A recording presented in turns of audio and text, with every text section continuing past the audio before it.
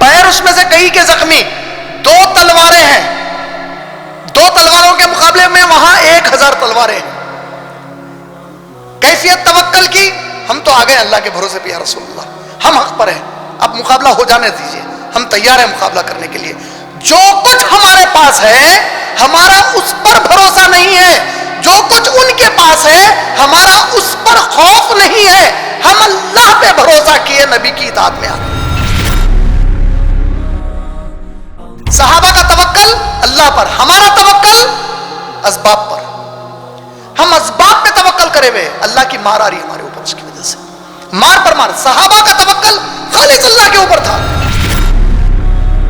الذین قال لهم الناس ان الناس جمعوا لكم فاخشوهم، کچھ لوگوں نے کہا کچھ انسانوں سے، وہ ان الناس کس سے کہا؟ صحابہ سے کہا، کہاں؟ بدر کے وہ موقع پر۔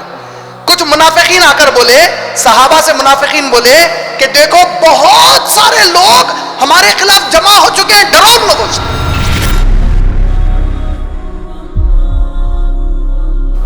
لازم ہے نا، انسانی فطرت۔ 313، 2 تلوار، 20 گھوڑے، 100 کے قریب اونٹ، بامقابلے 1000 آدمی، 1000 تلواریں، 100 سے زیادہ اونٹ، 300 سے زیادہ گھوڑے، ڈرو ان سے، وہ لوگ ہمارے خلاف جمع ہو گئے۔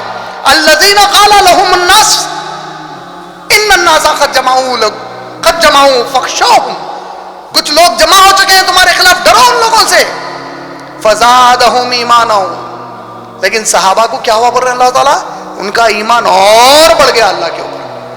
وقالوا، اور جب یہ سنے منافقین سے کہ طاقت جمع ہوئی ہے تمہارے کو مٹانے کے لیے، تو ان لوگوں نے کہا حسبنا اللہ ونعم الوکیل، ہمارے لیے ہمارا حساب کتاب رکھنے ہمارے اللہ کافی ہے، اور میں نے الوکیل پر بھروسہ کر لیا۔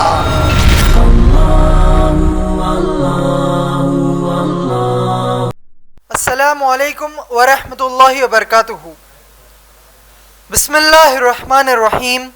میں سماک حسین صدیقی باحیثیت ناظم جلسہ آپ تمام مرد اور خواتین کا IREF کے دفتر پر آج یعنی 22 نومبر 2020 عیسوی بروز اتوار کو تہ دل سے استقبال کرتا ہوں۔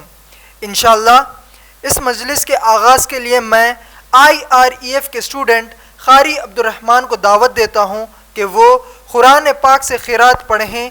قاری عبدالرحمن۔ آپ سب کا میں تہ دل سے استقبال کرتا ہوں۔ السلام علیکم ورحمۃ اللہ وبرکاتہ۔ میں عبدالرحمن بن محمد عبدالرشید احمد انشاءاللہ آپ تمام کے سامنے قرآن مجید کا سورہ آل عمران سورہ نمبر 3 کی آیت نمبر 159 سے لے کر 160 تک تلاوت کروں گا، اور پھر اسی طرح سورہ آل عمران کی آیت نمبر 173 کی بھی تلاوت کروں گا، اور پھر سورہ توبہ سورہ نمبر 9 کی آیت نمبر 128 سے لے کر 129 کی بھی تلاوت کروں گا۔ اعوذ باللہ من الشیطان الرجیم، بسم اللہ الرحمن الرحیم، فبما رحمة من الله لنت لهم ولو كنت فظا غليظ القلب لانفضوا من حولك فاعف عنهم واستغفر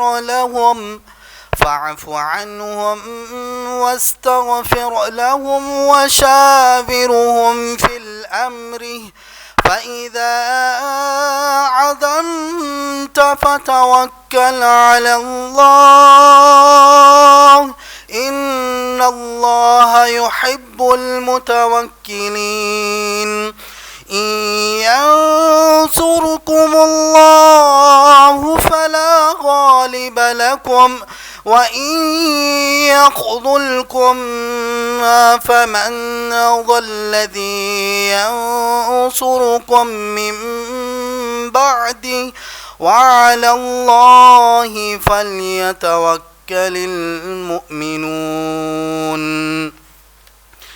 بسم الله الرحمن الرحيم الذين قال لهم الناس إن الناس قد جمعوا لكم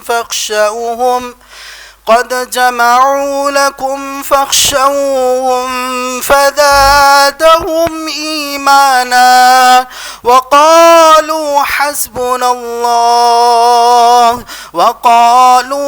حسبنا الله ونعم الوكيل أعوذ بالله من الشيطان الرجيم لقد جاءكم رسول من أنفسكم عزيز عليه ما عنتم حريص عليكم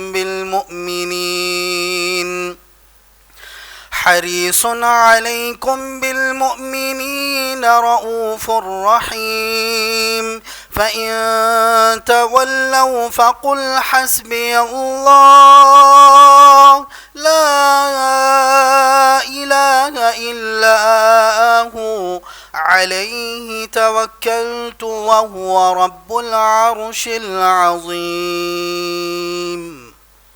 اس سے پہلے کہ میں میرے والد جناب عمران صدر IREF کو بیان کی دعوت دوں، آپ تمام کو IREF کا مختصر تعارف دیتا چلوں. IREF یعنی Islamic research and educational foundation February 1998 عیسوی میں قائم کیا گیا اسلام کا دعوتی ادارہ ہے، جس کا بنیادی مقصد ہے غیر مسلمانوں کو اور گمراہ مسلمانوں کو قرآن اور حدیث با فہم و منہج صحابہ رضی اللہ تعالی عنہم اجمعین دعوت دیں. ماشاء اللہ اسی مقصد کو حاصل کرنے کے لیے IREF حیدرآباد میں، سارے ہندوستان میں اور بے شمار باہر کے ممالک میں انگلش اور اردو زبان میں بیانات، غیر مسلم مذہبی علم والوں سے مناظرے، مباحثہ وغیرہ میں شرکت کرتا ہے یا خود IREF منعقد کرتا ہے. الحمدللہ جناب عمران ابھی تک USA، Canada, UK، Australia, New Zealand, Taiwan, Singapore, Malaysia, Thailand, Ireland, Scotland کے علاوہ تمام گلف ممالک میں بھی پروگرامز کیے ہیں. الحمدللہ IREF کے تمام کام جناب عمران پریزیڈنٹ آف IREF کی نگرانی میں ہوتے ہیں.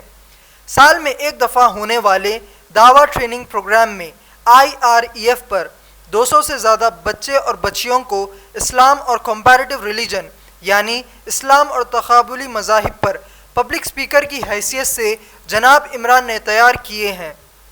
ماشاءاللہ آپ لوگ youtube.com/IREF ویڈیوز کو ہمارے ویڈیوز کے لیے سبسکرائب کیجئے اور 9989031373 کے واٹس ایپ نمبر کو آپ کے پاس ایڈ کیجئے اور ہم کو ایک میسیج بھیجیے.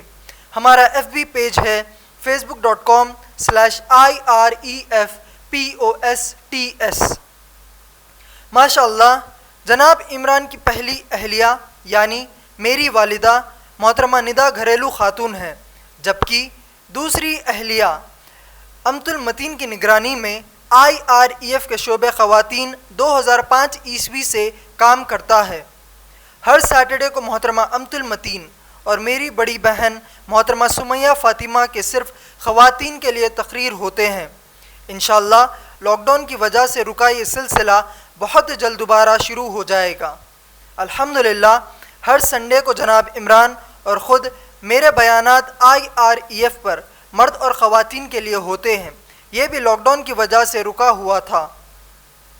الحمدللہ سنڈے کے بیانات کے لاک ڈاؤن کے بعد پہلی بار 27 ستمبر 2020 سے آغاز ہوا۔ ماشاءاللہ لاک ڈاؤن سے قبل جناب عمران اردو میں بیان کر رہے تھے اللہ کے 99 نام پر۔ اسی سلسلے کو جاری رکھتے ہوئے جناب عمران اللہ کی صفت اللہ الوکیل پر بیان کریں گے۔ اب میں جناب عمران کو دعوت دیتا ہوں کہ وہ اپنا بیان شروع کرے۔ جناب عمران۔ الحمدللہ رب العالمین والصلاة والسلام علی رسولہ الکریم وعلی آلہ واصحابہ اجمعین۔ اعوذ باللہ من الشیطان الرجیم، بسم اللہ الرحمن الرحیم۔ ذالکم اللہ ربکم لا الہ الا ہوا خالق کل شیء فاعبدوہ وہو علی کل شیء وکیلا۔ رب اشرح لی صدری ویسر لی امری واحلل عقدۃ من لسانی یفقہوا قولی۔ اما بعد، میں ناظم جلسہ جناب سماک کا، میرے سامعین و ناظرین میں موجود میرے بھائیوں کا اور میری بہنوں کا میں اسلامی طریقے سے استقبال کرتا ہوں۔ السلام علیکم ورحمۃ اللہ وبرکاتہ، جس کا معنی ہے آپ تمام پر اللہ رب العالمین کی سلامتی ہو، رحمتیں ہوں اور برکتیں ہوں۔ ماشاءاللہ آج کی ہماری جو 13ویں نشست ہے، 13th سیشن ہے، اللہ کے 99 نام پر جو اردو زبان میں ہم بیان کر رہے ہیں ان ناموں پر، اس کا عنوان ہے اللہ الوکیل۔ اور پچھلے اتوار کا میرا عنوان تھا اللہ الولی۔ اس سے پہلے کہ میں اللہ الوکیل پر اپنی گفتگو کا آغاز کروں، میں الولی جو اللہ کی صفت تھی اس کے بارے میں نے جو بیان کیا تھا بہت ہی مختصر میں اس کو دہراتا ہوا آج کی نشست کا آغاز کروں گا۔ الولی اللہ کی ایسی عظیم صفت ہے جس کے بارے میں نے بتایا تھا کہ کسی کے بھی الولی ہونے کے لیے اس کا مکمل طور پر حاکم ہونا اور اس کی اکیلے کی ملکیت ہونا لازم ہے۔ اور ہم جانتے ہیں کہ کائنات کا ذرہ ذرہ صرف اللہ کی ملکیت ہے، اور اللہ اکیلے ایسے ہیں جو اپنے کائنات کی ہر چیز پر اپنا حکم صادر کر سکتے ہیں۔ ساتھ میں نے بتایا تھا الولی ایسی ذات مبارک کو کہتے ہیں جو ہر وقت ہر لمحہ اپنے مخلوق سے سب سے زیادہ قریب ہوتی ہے، اور یقیناً اللہ سے زیادہ اپنی مخلوق سے قریب کائنات میں کوئی اور کسی کے لیے نہیں ہو سکتا۔ الولی ہونے کے لیے میں نے بتایا کہ ایسی طاقت رکھنا کہ وہ چاہے تو کسی کے بھی دل کو، کسی کے بھی ارادے کو اور کسی بھی شے کو کائنات کی جدھر چاہے اپنی طاقت سے اسے موڑ دے، اور پھر اس کے اس فیصلے کے بعد اس کو کوئی پلٹا نہیں سکنا۔ یہ بنیادی باتیں الولی کی صفت میں ہم نے جو کی تھی اس کو میں دہرا دیا، اور پھر انشاءاللہ جب ویڈیو آ جائے گی تو آپ لوگ پھر تفصیل سے اس پوری مکمل تقریر کو سن سکتے ہیں یا دیکھ سکتے ہیں۔ آج کی میری جو نشست ہے وہ ہے اللہ کی عظیم صفت الوکیل۔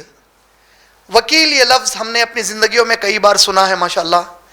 جب کبھی وکیل کا لفظ سنتے ہیں تو فوری ہماری عدالتیں ہمارے ذہن میں آ جاتی ہیں، فوری ہماری جوڈیشری ہمارے ذہن میں آ جاتی ہے، جج، ایڈوکیٹ، اٹارنی، آپ کا جو ریپریزنٹیٹیو ہوتا ہے آپ کے جوڈیشری میٹرز میں، آپ کے جو عدالتی معاملات ہوتے ہیں اس میں جو آپ کے معاملے کو نمائندگی کرتا ہے، اس کو ہم عام طور پر ہماری زندگیوں میں وکیل کے نام سے پکارتے ہیں۔ اس کو ہم وکیل کیوں کہتے ہیں؟ یا وکیل آپ کے لیے عدالت میں جب جاتا ہے تو بجائے آپ کے وہ آپ کی طرف سے کیوں جاتا ہے؟ تو قانونی طور پر اس کے کچھ وجوہات ہو سکتے ہیں، لیکن جو اصل وجہ ہوتی ہے وہ یہ ہوتی ہے کہ جب آپ کو پتہ چلتا ہے کہ میں خود اس قابل نہیں ہوں کہ میرے مسئلے کو کامیابی سے میں طے کر سکوں یا اس معاملے کو کامیابی کے ساتھ حل کر سکوں، تو میں میری طرف سے ایک نمائندے کو اپوائنٹ کرتا ہوں، ایک نمائندے کی نمائندگی کرتا ہوں اور اس پر میں بھروسہ کر لیتا ہوں کہ وہ میرا معاملہ میرے لیے کامیابی کے ساتھ پورا کرے گا۔ گویا وکیل کا معنی ہوا ایک ایسا شخص، عام زبان میں ایک ایسا شخص جس پر ہم بھروسہ کر کے ہمارے معاملے کو اس کے حوالے کرتے ہیں تاکہ وہ ہمارے لیے وہ معاملہ کامیاب کر دے۔ اب جب یہی لفظ اللہ رب العالمین کے لیے استعمال ہوتا ہے تو الوکیل، یہ جو لفظ ہے عربی زبان میں یہ 3 حروف سے بنا ہے۔ اس کے 3 بنیادی حروف ہیں، 3 روٹ الفابیٹس ہیں، واو، کاف اور لام۔ یہ 3 حروف سے یہ لفظ بنا ہے وکیل۔ یہ 3 حروف سے اگر آپ دیکھیں گے تو یہ 3 حروف قرآن پاک میں 70 مرتبہ 70 الگ الگ مقامات پر استعمال ہوئے ہیں۔ واو، کاف اور لام، یہ 70 مرتبہ یہ روٹ استعمال ہوا ہے، اور اس روٹ کو لے کر، ان 3 حروف کو لے کر بنیادی طور پر قرآن میں 4 الگ الگ الفاظ بنائے گئے ہیں۔ جیسے توکل، توکل یہ لفظ واو، کاف اور لام اس میں شامل ہے، اور یہ قرآن میں 40 مرتبہ استعمال ہوا ہے۔ اسی طریقے سے وکیل، وکیل میں بھی واو، کاف اور لام آتا ہے، اور یہ 24 مرتبہ قرآن میں استعمال ہوا ہے۔ ان 24 مرتبہ میں سے 14 مرتبہ وکیل کا لفظ اللہ نے اپنے لیے استعمال کیا ہے، اپنی صفت الوکیل کے لیے 14 مرتبہ یہ استعمال ہوا ہے۔ اسی طریقے سے متوکل، یہ لفظ میں بھی کاف، واو، کاف اور لام آتا ہے، اور یہ قرآن میں 4 دفعہ استعمال ہوا ہے۔ اور وکلا، یہ لفظ میں بھی واو، کاف اور لام آتا ہے، اور یہ 2 مرتبہ استعمال ہوا ہے۔ جملہ واو، کاف، لام کا استعمال 70 مرتبہ 4 الفاظ کے لیے قرآن مجید میں کیا گیا ہے۔ اب اگر اس لفظ کو، وکیل کو ہم اللہ کے لیے استعمال کریں گے تو وہاں پہ جو بنیادی قانون ہے اللہ کے نام اور صفات کے لیے، اس میں ال کا اضافہ کریں گے۔ ہم الف اور لام کو وکیل سے پہلے لگا دیں گے، اور یہ جو پریفکس ہے، یہ جو الف اور لام وکیل کے پہلے آ گیا تو اب یہ مخصوص صرف اللہ کے لیے ہو گیا، الوکیل۔ اب اللہ کو جب آپ الوکیل کہتے ہیں تو الوکیل سے مراد کیا ہے؟ تو الوکیل جب اللہ کے لیے کہا جاتا ہے تو 3 چیزیں ایسی ہیں جو خالص اللہ کے لیے جمع ہوتی ہیں، اور وہ 3 اللہ کے علاوہ کسی کو زیبا نہیں دیتی۔ اس میں سب سے پہلی جو کیفیت یا معنی آتا ہے الوکیل میں، وہ ہے ایسی ذات مبارک جو اپنی مرضی کو اکیلے بغیر کسی کے پوری پائے تکمیل کو پہنچاتی ہے۔ ایسی ذات جو کچھ اپنی مرضی سے ٹھان لے تو اپنی مرضی پوری اکیلے کر کے ہی رہتی ہے، اور وہ ذات اللہ کے سوا کوئی نہیں ہے۔ یعنی اللہ نے اگر کوئی چیز کی مرضی کر لی تو پھر اللہ کو نہ کسی سہارے کی ضرورت ہے اس مرضی کو پورا کرنے کے لیے، نہ ہی کسی کے سفارش کی ضرورت ہے، نہ ہی اللہ پر کوئی زور دے کر اللہ کو اللہ کی مرضی سے پھرا سکتا ہے۔ تو الوکیل کا پہلا معنی ہوا ایسی ذات مبارک جو کوئی مرضی اپنے لیے ٹھان لے تو وہ مرضی کو وہ اکیلے ہی مکمل کر لیتے ہیں۔ دوسرا اس کا معنی ہے ایسی اکیلی ذات مبارک جس پر باقی تمام لوگ بھروسہ کرتے ہیں، اور کائنات میں ایسی اکیلی ذات جس پر ساری کائنات بھروسہ کرے وہ اللہ کے علاوہ کوئی ہو ہی نہیں سکتا۔ یعنی اگر کوئی شخص اللہ کا نام نہ بھی لے، آپ کسی بھی مذہب کے ماننے والے کو پوچھیں کہ کیا تم سب سے زیادہ بھروسہ اس ذات پر کرتے ہو جس نے تم کو پیدا کیا، تو وہ یقیناً جواب میں کہے گا کہ یقیناً سب سے زیادہ میں بھروسہ اس پر کرتا ہوں جس نے مجھے پیدا کیا۔ یعنی ماں باپ سے بھی بڑھ کر اگر کسی پر ہم بھروسہ کرتے ہیں تو وہ اللہ رب العالمین کی ذات ہے۔ یعنی ایسی ذات مبارک جس اکیلے پر ساری کائنات سب سے زیادہ بھروسہ کرتی ہے۔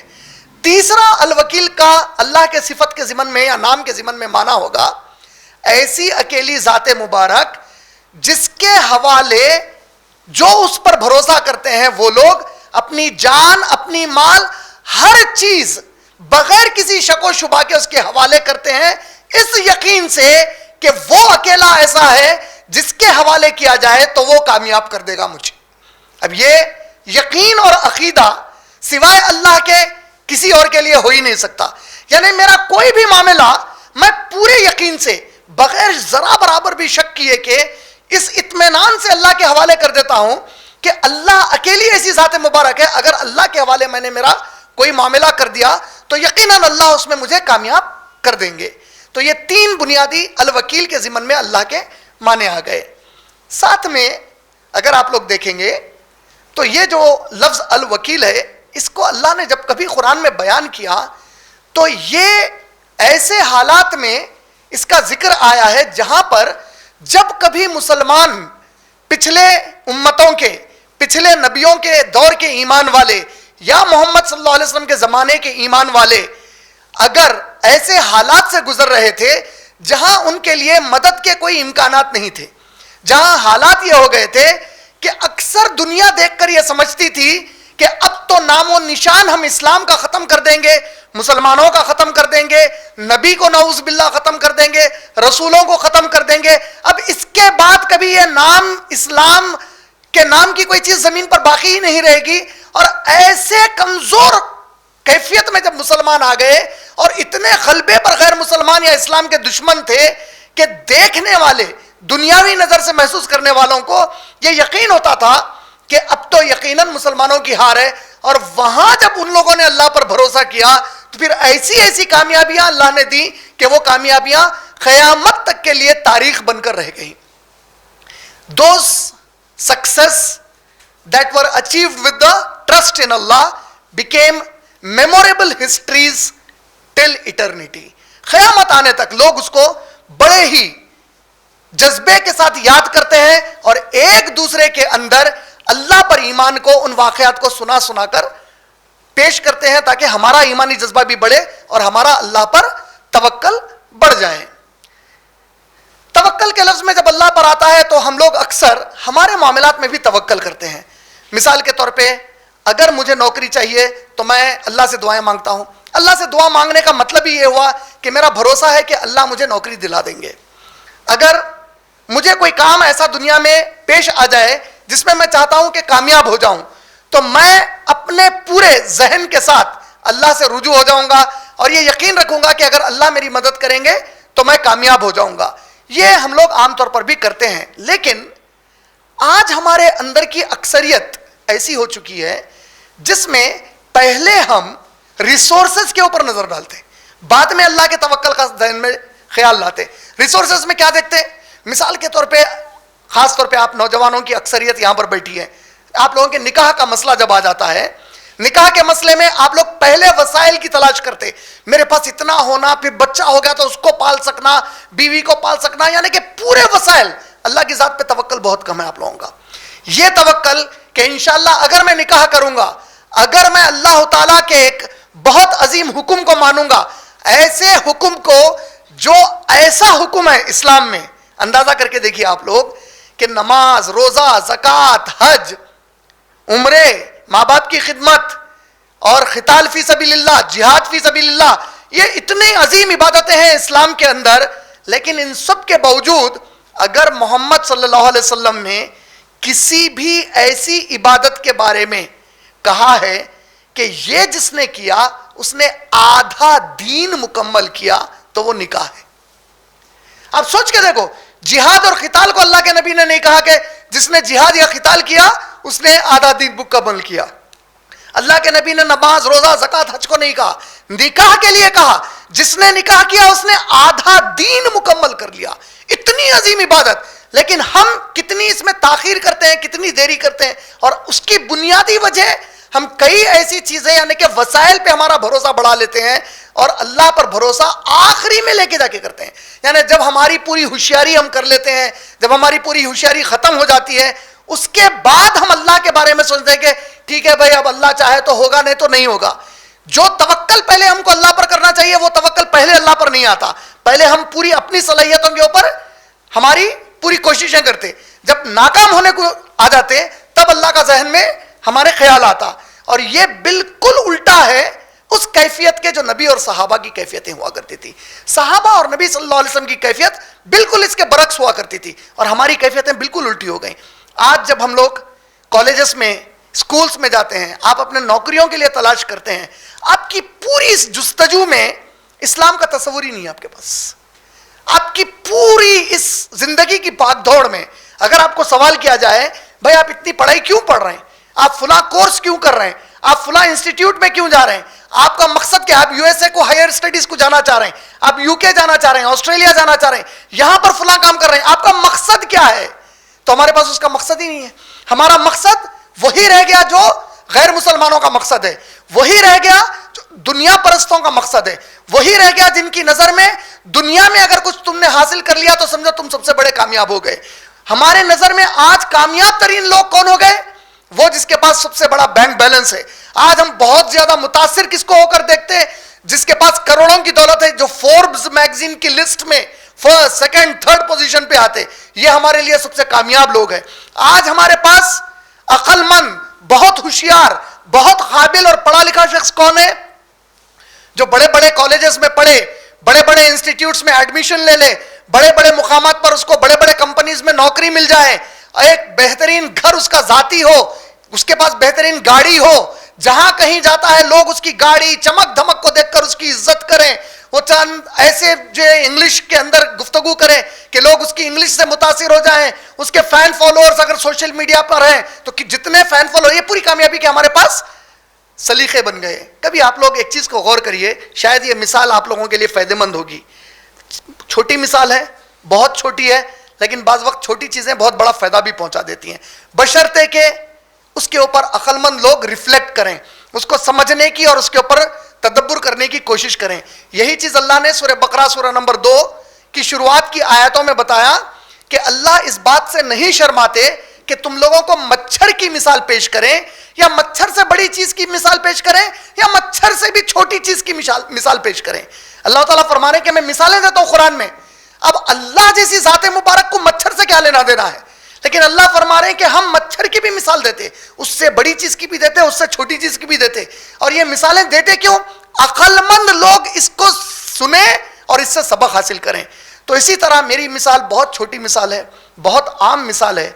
آپ لوگ ہر کوئی تقریباً, مجھے یقین ہے, اسمارٹ فون یوز کرتے ہوں گے. کوئی یہاں پہ ایسا موجود ہے جو اسمارٹ فون یوز نہیں کرتا فی الوقت؟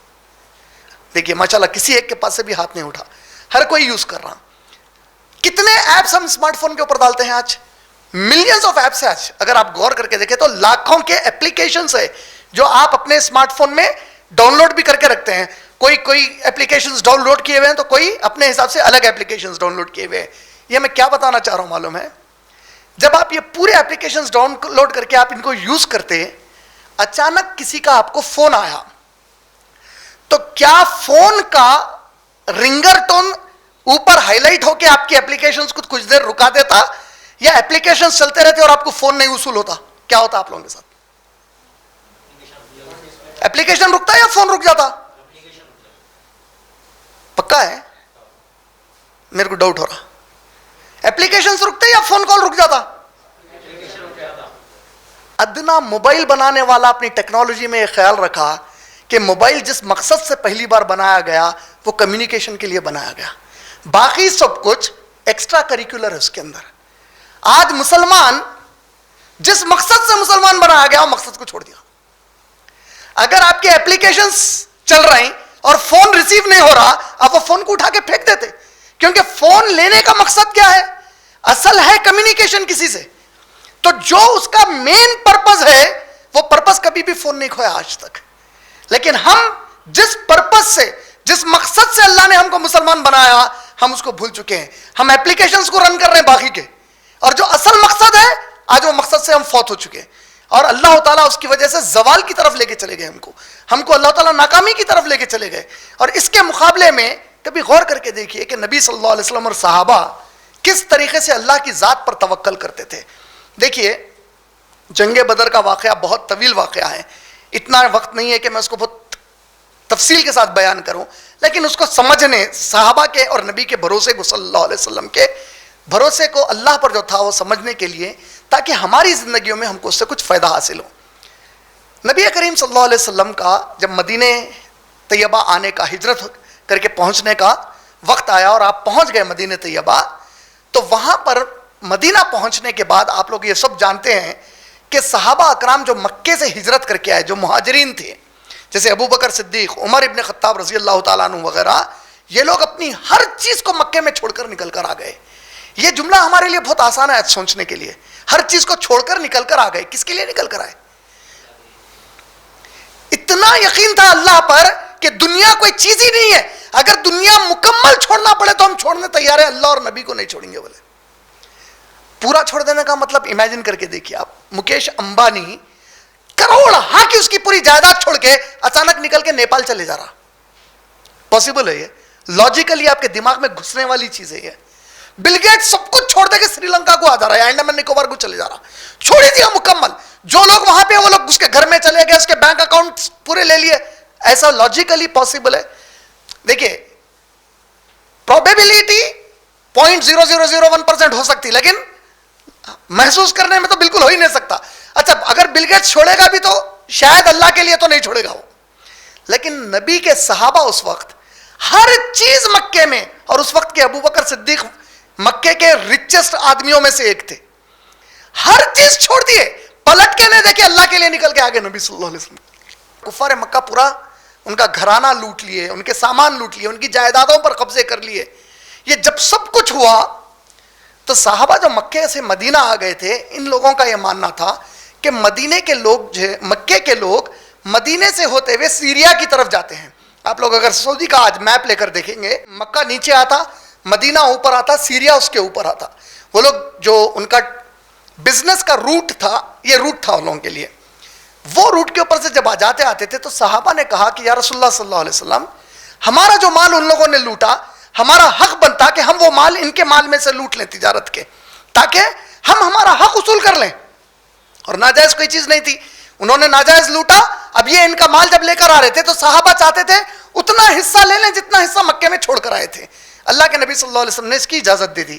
اور ایسا ہی ہوتے ہوئے ابو سفیان رضی اللہ تعالیٰ عنہ, جو ابھی کلمہ نہیں پڑھے تھے اور مکے کے بہت بڑے تاجر تھے, وہ ان کا ایک بہت بڑا قافلہ مکے کے لیے سیریا سے روانہ ہو رہا تھا اور مدینے کے قریب سے ہوتے ہوئے جا رہا تھا.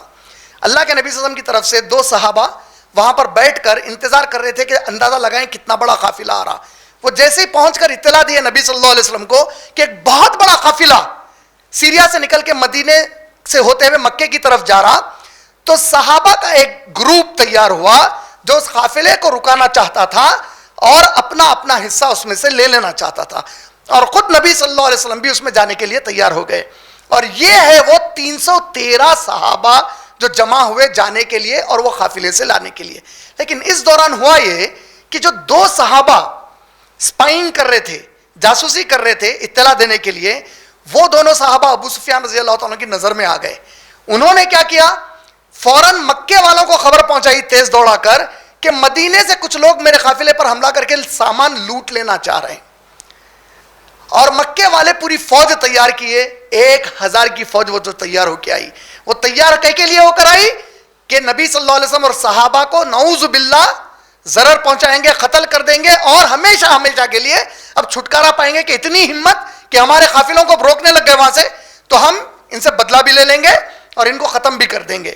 یہ نظریے سے 1000 وہاں سے نکل کے آئے. 313 گئے کے لیے صرف قافلے کو روک کر اس میں سے سامان لوٹ کر لانے کے لیے گئے.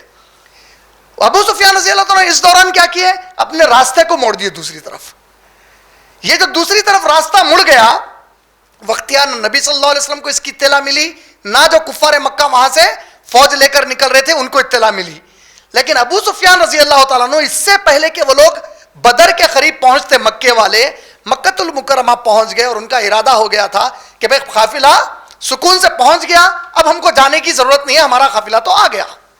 لیکن ابو جہل, ابو لہب اور دوسرے جو کفار مکہ تھے, ان لوگوں کا ارادہ تھا کہ نہیں, اب یہ تو ہمیشہ ہونے والا ہے, آج ہم آگے بچ کے کل کے دن پھر ہوگا, لہٰذا اب ہم تیاری کر چکے ہیں جنگ کی, جا کے جنگ کریں گے.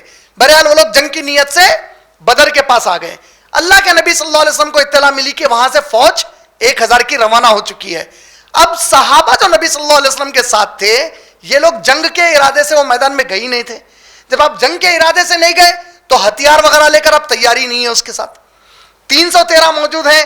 اچھا, جو لوگ عمرہ وغیرہ کیے ہیں یا حج کیے ہیں, خاص طور پہ جب آپ مسجد نبوی کی زیارت کے لیے گئے ہوں گے, اگر آپ لوگوں نے مدینہ کے پہاڑوں کو کبھی دیکھا ہے, اگر نہیں دیکھے تو اللہ جب آپ کو توفیق دیں گے جانے کی, غور کریے ان پہاڑوں کے بارے میں. مدینے کے پہاڑ دنیا کے دوسرے تمام پہاڑوں سے بہت الگ قسم کے ہوتے. کیا خاصیت ہے مدینے کے پہاڑوں کی؟ ان پہاڑوں میں بہت باریک باریک پتھر ہوتے جو پہاڑ سے نکلے ہوئے ہوتے, بالکل باریک کیلوں کی طرح رہتے وہ لگ بھگ. آپ اس پہ اگر بغیر چپل کے بغیر فٹ ویئر کے چلیں گے تو آپ کے پاؤں میں وہ دھستے, چبھتے, آپ کو تکلیف پہنچاتے بہت زیادہ. اب صحابہ جو 313 آئے, ان میں سے بہت سارے صحابہ ایسے آئے جس کے پاس پیر میں چپل بھی نہیں تھی, پیر زخمی ہیں اس میں سے کافی صحابہ کے. اچھا, 1000 کی فوج جو آئی ان کے پاس کیا کیا ہے؟ 300 گھوڑے, 100 سے زیادہ اونٹ, 1000 تلواریں. صحابہ جو نبی صلی اللہ علیہ وسلم کے ساتھ آئے تھے کچھ لوٹ لینے, 2 تلواریں, 20 گھوڑے, 2 اونٹ. یہ صحابہ کے پاس کی تعداد ہے. وہاں کی تعداد 300 گھوڑے, 100 سے زیادہ اونٹ, 1000 تلواریں. صحابہ 313, 1000 ان کی تعداد. اب اللہ کے نبی کریم صلی اللہ علیہ وسلم نے مشورہ کیا. کیا مشورہ کیا؟ کہ اے صحابہ دیکھو, ہم تو جنگ کے ارادے سے نہیں آئے ہیں, اب میں تم لوگوں سے مشورہ کرنا چاہتا ہوں کہ ہم رکیں یا واپس چلے جائیں. اور ہم جانتے ہیں کہیں بھی مشورہ لیا جائے تو مشورے میں 2 قسم کی رائے آتی ہے, کوئی کہیں گے بھائی یہ کریں گے, کوئی کہیں گے یہ نہیں کریں گے.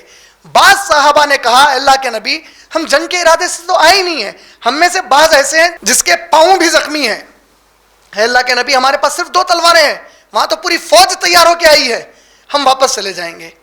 سعد بن معاذ رضی اللہ تعالیٰ عنہ, آپ لوگوں نے ان کا شاید نام سنا ہوگا, یہ مدینے کے انصار میں کے صحابہ کے سردار تھے اور بہت محبوب صحابہ میں, نبی کے صحابہ میں سے ایک ہیں, اللہ کے محبوب بندوں میں سے ایک ہیں.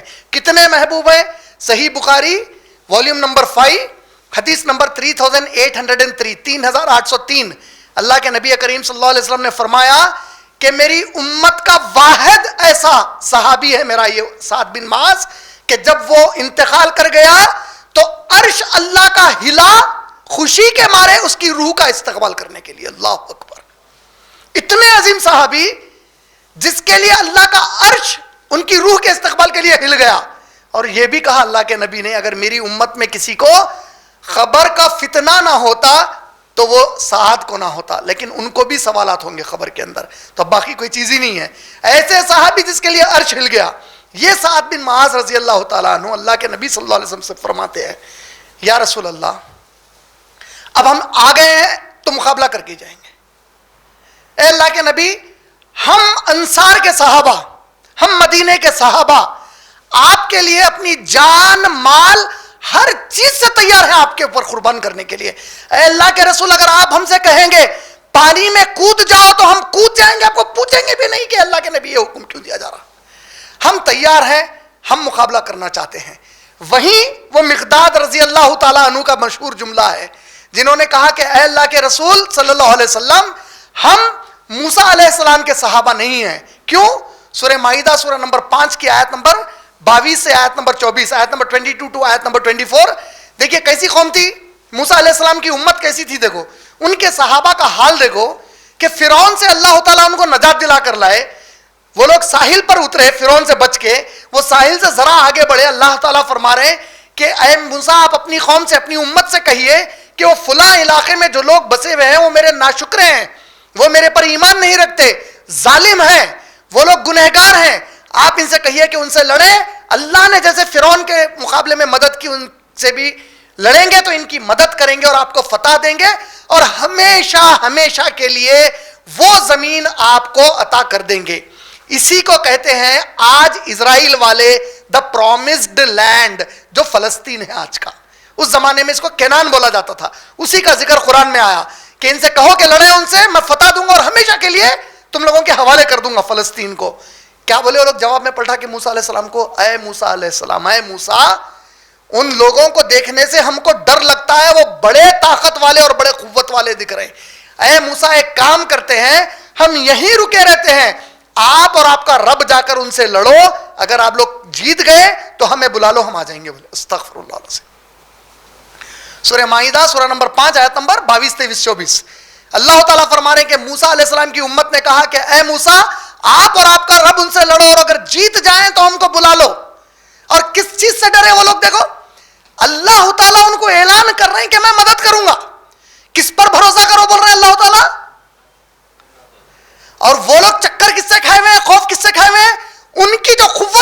सामने दिख रही। वो कुव्वत को देखकर, वो ताकत को देखकर अल्लाह के ऊपर का भरोसा कमजोर पड़ गया इनका, अल्लाह पर का ईमान कमजोर पड़ गया। और जुमला कितना कुफरिया जुमला बोले, ऐ मूसा आप और आपका रब लड़ो, जीत गए तो हमको बुला लो, बोले नऊज़ बिल्लाह। मिक़दाद रज़ी अल्लाह ताला अन्हु याद करते हैं और कहते हैं या रसूलुल्लाह सल्लल्लाहु अलैहि वसल्लम, हम मोहम्मदुर रसूलुल्लाह के उम्मती हैं, मूसा के नहीं है अलैहिस्सलाम के। आप हमसे वो जवाब एक्सपेक्ट मत कीजिए, उसकी उम्मीद मत रखिए। हमारे आखिरी खून के खतरे तक, जान जाने तक आपके साये के करीब भी दुश्मन को नहीं आने देंगे अल्लाह के नबी, हम आपके उम्मती हैं रसूलुल्लाह। अब सहाबा ने जब ये मुतमईन होकर इरादा कर लिया कि अब तो मुकाबला करना ही है, अब आप लोग बताइए सहाबा किस भरोसे पर यह इरादा किए? अगर आज के दौर में ऐसा हो जाए तो यह तो सुइसाइड है, सुइसाइडल डिसीजन है, खुदकशी करने वाला डिसीजन है। 313 पैर उसमें से कई के जख्मी, 2 तलवारें हैं, 2 तलवारों के मुकाबले में वहां 1000 तलवारें हैं। कैफियत तवक्कल की, हम तो आ गए अल्लाह के भरोसे पे या रसूलुल्लाह, हम हक पर हैं, अब मुकाबला हो जाने दीजिए, हम तैयार हैं मुकाबला करने के लिए। जो कुछ हमारे पास है हमारा उस पर भरोसा नहीं है, जो कुछ उनके पास है हमारा उस पर खौफ नहीं है, हम अल्लाह पे भरोसा किए, नबी की इताअत में आ गए। आज ये हमारे पास है ही नहीं, आज बिल्कुल उल्टा है इसका। और यही चीज मूसा अलैहिस्सलाम के उम्मती करे थे, यही चीज मूसा अलैहिस्सलाम की उम्मती क्या किए, आज जो हम कर रहे हैं, हम पहले उसकी ताकत का अंदाजा करते, ओहो क्लस्टर बॉम्ब है उसके पास, इतने न्यूक्लियर वेपन्स है, इतने न्यूक्लियर सबमरीन्स है, स्टेल्थ प्लेन्स है, फाइटर जेट्स है, ड्रोन्स है, अरे हमारे पास कुछ भी नहीं है, हम खत्म हो जाते। वो लगा पूरे मिलके तो हमको खत्म करते। और साहबा का ईमान क्या है, ऐ अल्लाह के नबी हमको हमारे पास क्या है इसका हिसाब देखना नहीं है, हमको उनके पास क्या है उससे कोई खौफ खाना नहीं है, हम अल्लाह पर भरोसा करके आए हुए, हम हमारे नबी की इताअत में आए हुए, हम मुकाबले के लिए तैयार है या रसूलुल्लाह। 2 तलवारें सामने 1000 तलवारें, 2 घोड़े सामने 300 घोड़े, 2 ऊंट सामने 100 से ज्यादा ऊंट, मुकाबले के लिए तैयार हो गए। और एक शायर, उस जमाने में शायरी बहुत चलती थी ना, तो मक्के वालों के साथ देखिए बाज़क्त होता ना, कहीं आप लोग ग्रुप फाइट बोलते ना, गैंग वॉर्स बोलते ना, गैंग वॉर में एक मोहल्ले में आप कभी नौजवानों ने देखा होगा कि एक पहलवान जरा भाई टाइप रहता है, उसके साथ एक 10-12 लोग लगे हुए रहते, उसमें एक बहुत डरपुक टाइप का भी रहता, उन्हें भी और कोना चलो चलो बोल के चलता, और लड़ाई बढ़ गई तो क्या करता, दूर ठहर के खाली देख लेते, डरता उन्हें, लड़ाई में शामिल नहीं होता, देखता मौका देखता, पड़ला भारी है इन्हें भी जाके 1-2 मार देता, पड़ला अगर कमजोर दिखा पतली गली देख के भाग जाता। ऐसा मक्के वालों के साथ एक शायर आ गए थे, क्यों बोल रहा हूं, बाद में ईमान लाए उन्होंने। कैसा ईमान लाए, उसमें नबी करीम सल्लल्लाहु अलैहि वसल्लम के 300 से ज्यादा सही जो मोजेजात हैं उसमें का एक मोजेजा है ये वाकया। जंग बदर हो गई, काफी अरसा गुजर गया, ये सहाबी अभी सोच में है कि मैं ईमान लाऊं या नहीं लाऊं, ईमान लाऊं या नहीं लाऊं। ये सहाबी जैसे नबी सल्लल्लाहु अलैहि वसल्लम से चलो ठीक है एक बार मिल तो लूंगा बल्कि मदीने आते, बदर के वाकये के कई दिनों के बाद आते, जैसे नबी सल्लल्लाहु अलैहि वसल्लम उनको देखते, वो जुमला वो शेर पढ़ते नबी सल्लल्लाहु अलैहि वसल्लम जो बदर के मैदान में उन्होंने अकेले बैठ के पढ़े थे। आप लोग समझे, बदर में जंग चल रही, इन्होंने क्या करे, जैसा क्रिकेट का मैच होता है स्टेडियम में, स्पेक्टेटर्स दूर बैठे हुए, ये जो सहाबी थे जो बाद में ईमान ला लिए, शायर थे इन्हों मक्के के, इन्हों दूर बैठकर कुछ खाते बैठे हुए थे, खजूर वगैरह खाते खाते जंग का नजारा करते हुए अरबी में एक शेर बोले कि ये कैसी जंग, शुरू भी हो गई खत्म भी हो गई और फतह भी हो गई, बोले ऐसे मफहूम में कुछ शेर है उनका। वो जो शेर के अल्फाज थे, अल्लाह के नबी साहब उनको देखते ही बोले अल्लाह के नबी ये आपको कैसे मालूम? बोले क्या तू उस वक्त नहीं पढ़ा था ये? ईमान लाता हूं बोल के ईमान ला लिया। बोले ये सिवा है मेरे कोई जानता ही नहीं था, वो ईमान ला लिया। तो जंग कैसी हुई देखो वहां, 313 उतनी बड़ी ताकत, शेर क्या पढ़ रहे हो ना, जंग शुरू हुई खत्म हुई फतह भी हो गई। बोले ऐसा शुरू ऐसा खत्म। सबसे खतरनाक कौन है वहां पे 1000 में? अबू जहल सबसे खतरनाक, मेरी उम्मत का फिरौन है बोले अबू जहल को अल्लाह के नबी सल्लल्लाहु अलैहि वसल्लम, सबसे भयंकर आदमी। मारा किसने उसको? 12 साल के साहबी ने, 12 साल के साहबी ने उसको खत्म कर दिया। अंदाजा करो कि 12 साल के साहबी का तवक्कल अल्लाह पर क्या है। 12 साल के साहबी, सहाबा का पूरा पूरा ईमान اللہ کی مدد پر تھا. ان کی ہر چیز اللہ کی خاطر تھی. اللہ کی مدد ہے یہ لوگوں کو اس کے لیے. آج ہم بالکل الٹے ہو گئے اس کے اندر, ہر معاملے میں الٹے ہو گئے. آپ لوگ جانتے ہیں گلوبل فائر ورکس, جی ایف پی نامی ایک آرگنائزیشن ہے, گلوبل فائر ورکس جی ایف پی, یہ 2006 میں قائم ہوا, 2006 میں. یہ آرگنائزیشن کا کام کیا ہے؟ 138 کنٹریز آف دا ورلڈ, 138 دنیا کے ممالک کا یہ ملٹری انالیسس کرتا ہے, آرمی کا انالیسس کرتا. سب سے زیادہ فوج کس کی طاقتور ہے, سب سے زیادہ فوج کا بجٹ کس کے پاس ہے, کون کس سے زیادہ طاقت رکھتا, کون کس سے کمزور ہے. ان کا ایک انالیسس کا گروپ ہے یہ, اور انٹرنیشنل سٹینڈرڈ مانا جاتا ہے ان کا انالیسس, کیونکہ ان کے پورے جو ریفرنسز ہوتے ہیں وہ ہر کنٹری کے ڈیفنس منسٹری کے مطابق ہوتے. 2020 کا ان کا جو انڈیکس ہے, جس کو پاور انڈیکس بولتے ہیں, اکانومی کا انڈیکس ہوتا نا جس کو آپ بلین ریٹ یا سینسیکس بولتے ہیں, اسی طرح ان کا پاور انڈیکس ہوتا. دنیا کے موسٹ پاورفل کنٹریز میں ماشاءاللہ اپنا انڈیا 4th پوزیشن پہ ہے. اس میں 4th پوزیشن پر انڈیا ہے. U S A, Russia, China, India ہے 4th پوزیشن پہ. ڈیفنس بجٹ کا انالیسس کیا انہوں نے. آپ تعجب کریں گے کہ میں جو مسلم ممالک کے نام لے رہا ہوں, اگر ان کی فوج کتنی ہے اگر آپ اندازہ کریں, کون سے مسلم ممالک ہے دیکھو اس میں آپ, سعودی عربیہ, ترکی, U A E, Afghanistan, Algeria, Pakistan, Morocco, Indonesia, Malaysia, Bangladesh. صرف 10. ٹوٹل کتنے ملک ہیں ہمارے؟ 57 مسلم کنٹریز ہیں. اس میں سے میں صرف 10 گنا رہا ہوں. یہ 10 کا نا فی الوقت فوج کتنی ہے معلوم ہے؟ 30,13,000 کے اوپر پکا ہے. صحابہ کتنے تھے؟ صرف 313 تھے. یہ 10 کی فوج ملا ہے تو کتنی ہے؟ 30,13,000 کے اوپر ہے. اسی طریقے سے آپ آرمی کا اگر بجٹ دیکھیں گے, ڈیفنس کا بجٹ, آپ جانتے ہیں سب سے بڑا بجٹ امریکہ کا ہے, $750 بلین کا بجٹ ہے اس کا. وہ آرمی کے اوپر $750 بلین خرچ کرتا. نیکسٹ چائنا ہے, $237 بلین خرچ کرتا. تھرڈ سعودی عربیہ ہے, $66.7 بلین یا $67.6 بلین خرچ کرتا سعودی عربیہ. $67.6 بلین سعودی عربیہ خرچ کرتا. تو اگر ڈیفنس کے بجٹ کے حساب سے آپ دیکھیں گے, سعودی, یا ایسا لے لیجئے Indonesia, Malaysia, Bangladesh, Pakistan, Turkey, Egypt, Algeria, Morocco, U A E اور بنگلہ دیش, یہ کنٹریز, یہ 10 کنٹریز کو لے لیں گے, ان کا ٹوٹل ڈیفنس بجٹ کتنا ہے معلوم ہے؟ $182 بلین ہے. یہ 10 کا ملا کے $182 بلین. 10 مسلم ممالک کی فوج ملا کر 30,13,000 کے اوپر پکا ہے. ان کے مقابلے میں اسرائیل کا کیا ہے معلوم ہے؟ صرف $20 ملین بجٹ ہے. اسرائیل کا بجٹ صرف 20 ملین ہے. 57 مسلم ممالک پہ بھاری ہے فی الوقت. 313, 2 تلواریں, 20 گھوڑے, 2 اونٹ, بامقابلے 1000 افراد, 1000 تلوار, 100 سے زیادہ اونٹ, 300 گھوڑے. یہاں 30,13,000 سے زیادہ خالی 10 ملکوں کی فوج. بجٹ امیجن کرو, صرف 20 لاکھ ہے اسرائیل کا. پاکستان کا بجٹ $11.4 بلین ہے. افغانستان کا $12 بلین ہے. میانمار رینکنگ میں طاقت کے بجٹ کے اور ملٹری کی طاقت کے رینکنگ میں میانمار 61st پوزیشن پہ ہے, اور آج سعودی اس کو نہیں ڈرا سکا. سیریا اور ایران کو تو کاؤنٹ ہی نہیں کرا میں. ایران کا بجٹ اور سیریا کا بجٹ دونوں کا ملا تو $20 بلین کے قریب ہے, پھر بھی کاؤنٹ نہیں کرا اس کو. ان لوگوں کو ہٹا بھی دیے. باقی کے مسلم کنٹریز کی اتنی بڑی طاقت, نتیجہ اس کے باوجود آج دنیا میں کیا ہے؟ پچھلے 10 سال میں 10 لاکھ سے زیادہ مسلمان زمین پہ مارے گئے. آن این ایوریج 1 لاکھ مسلمان پر ایئر مارے گئے اس زمین کے اوپر. اندازہ کر سکتے آپ.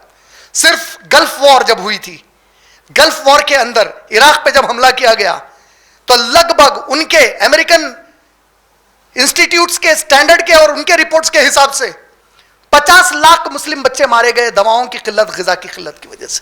5 मिलियन चिल्ड्रन डाइड, मुस्लिम चिल्ड्रन। अफगानिस्तान में कई मासूम मारे गए, सीरिया में कई मासूम मारे, सब मुसलमान मर रहे हैं। सहाबा का तवक्कल अल्लाह पर, हमारा तवक्कल असबाब पर। हम असबाब पे तवक्कल करे हुए, अल्लाह की मार आ रही हमारे ऊपर, उसकी वजह से मार पर मार। सहाबा का तवक्कल खालिस अल्लाह के ऊपर था। यहां तक के सूरह आले इमरान सूरह नंबर 3 की आयत नंबर 173 बहुत मशहूर आयत है, और इसका आखिरी हिस्सा तो सबसे ज्यादा मशहूर है। अल्लज़ीना क़ाला लहुमुन्नासु इन्नन्नासा जमाऊ लकुम फख्शौहुम। कुछ लोगों ने कहा कुछ इंसानों से, वो इन्नन्नासा किससे कहा? सहाबा से कहा।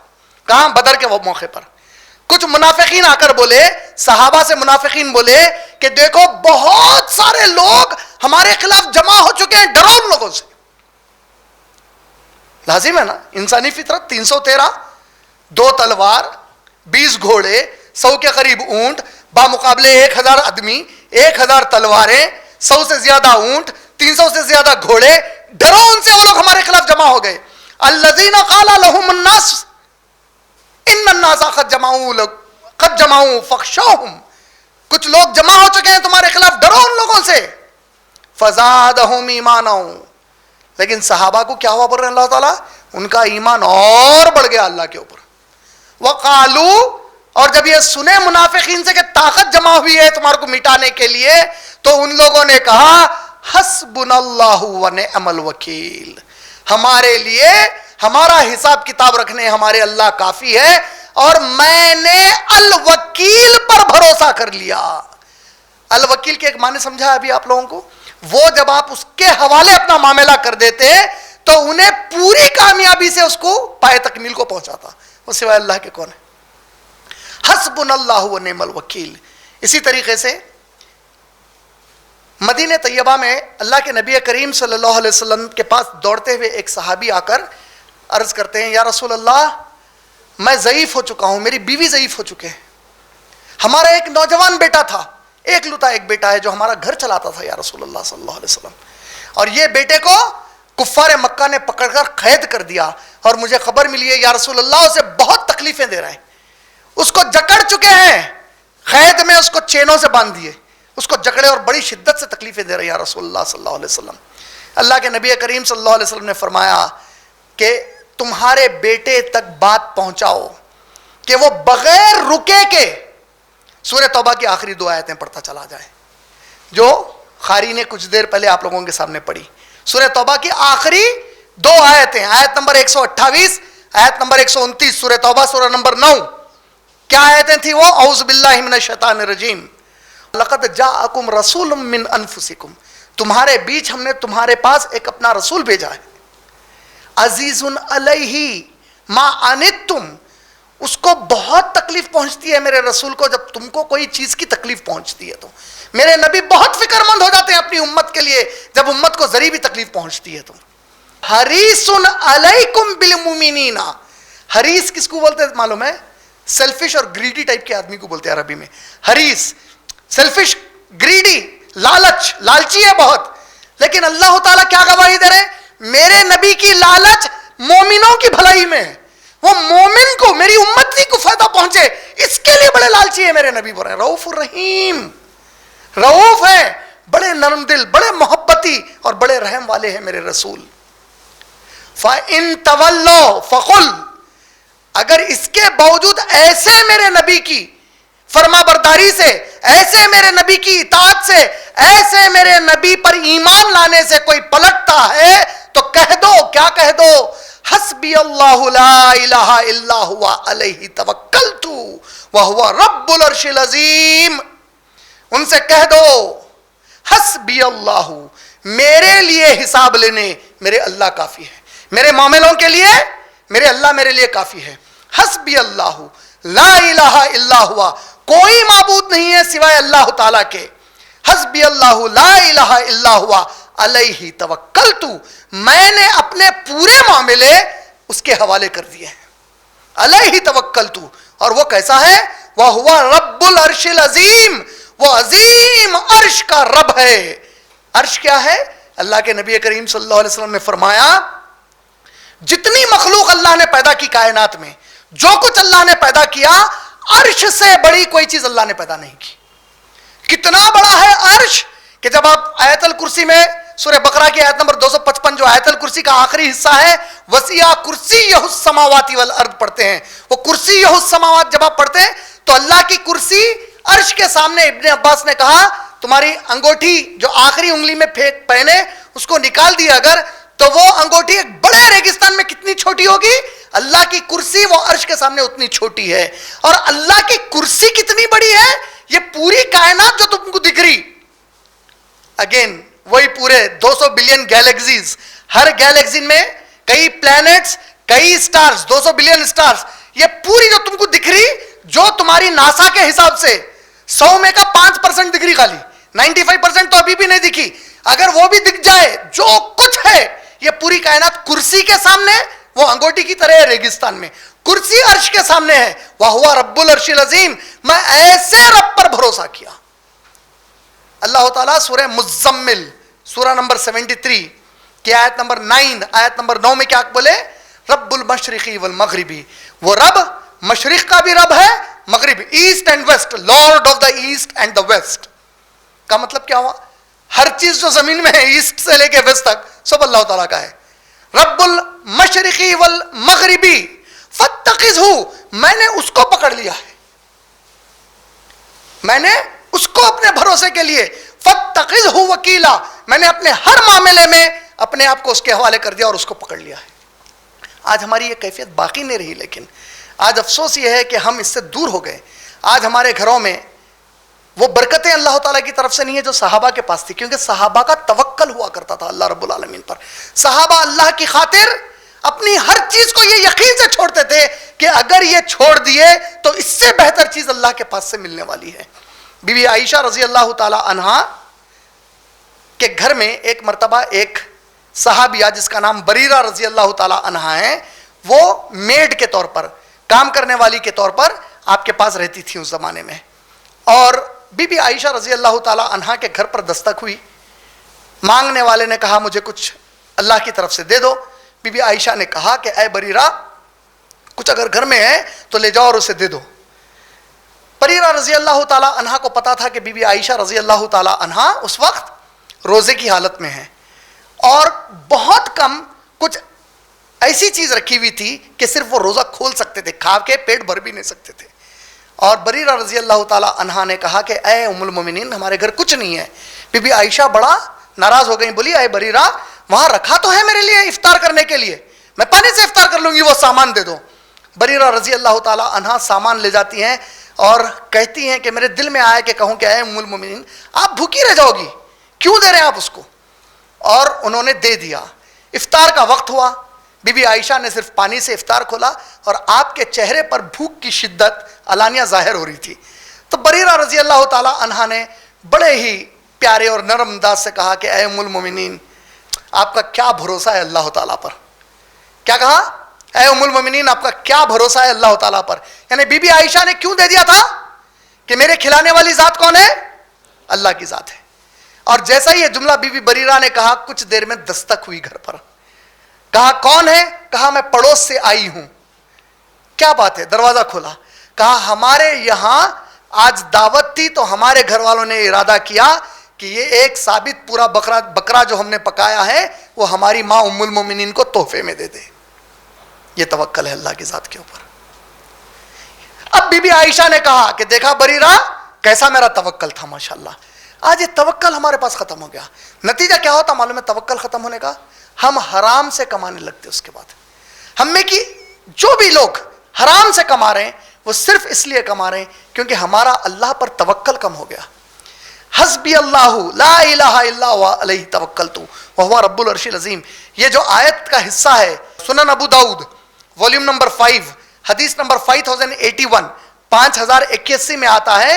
ام دردہ رضی اللہ تعالی عنہا نے کہا کہ میں نے ابو دردہ یعنی اپنے شوہر سے سنا کہ جو کوئی یہ اتنا حصہ دعا کا حسبی اللہ لا الہ इल्ला हुआ अलैहि तवक्कलतु व हुवा रब्बुल अर्शिल अज़ीम 7 टाइम्स सुबह में पढ़ेंगे और 7 टाइम्स रात में पढ़ लेंगे। अल्लाह फरमाते हैं उसकी हर चीज मैंने अपने जिम्मेदारी पर ले ली। अल्लाह अकबर। 7 मरतबा। जिसने ये सूरह तौबा की आखिरी आयत का हिस्सा है, जाकर याद कर लीजिए। 7 मरतबा। हदीस के अल्फाज में क्या है, यहां तक हदीस के अल्फाज में आया कि जो शख्स इसको समझ कर पढ़े या बगैर समझे पढ़े, दोनों सूरतों में अल्लाह कहते हैं कि बंदे ने मेरे पर भरोसा किया, मैंने इसका हर मामला अपने हवाले कर लिया। आप लोग मुकम्मल भरोसा सिर्फ अल्लाह पर रखिए।